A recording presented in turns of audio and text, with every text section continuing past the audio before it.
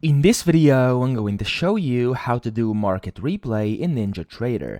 Now, the first thing you want to do, you want to click on connections up here. And in case you have an established connection with any of your accounts over here, you basically just have to disconnect. So for example, like this, you can just click on the disconnect button. And then there we go. Everything should be grayed out. From here, click on connections again, and then click on playback.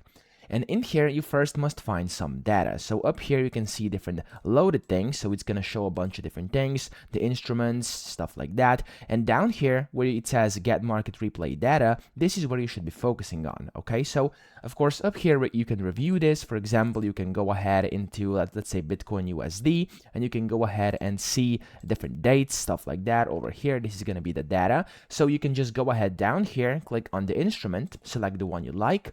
For example, let's actually do Ethereum USD and then the date. So I'm going to select, let's say, the 7th of October 2025. And then you want to click on download. It's going to start loading data over here. This is usually done within a few seconds. There we go. After that, just press continue. And in a few seconds, there we go, it's going to get loaded onto your chart down here. If you don't have a chart, you can just click on new and then open it up like this.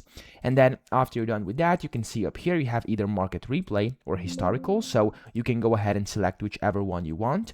I'm going to go ahead and select market replay for this one.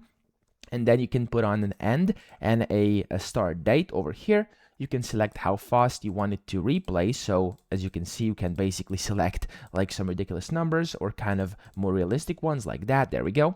And then you can just click on the play button and it's basically going to replay it essentially. Okay, so of course you can start whenever you want. You can end whenever you want. This is completely up to you. You can go ahead and set the times according to your own preference. And yeah, after that's done, of course, you'll be able to replay that data. So that's pretty much it. I hope this video helped you out. If it did, please subscribe to the channel and help me out as well.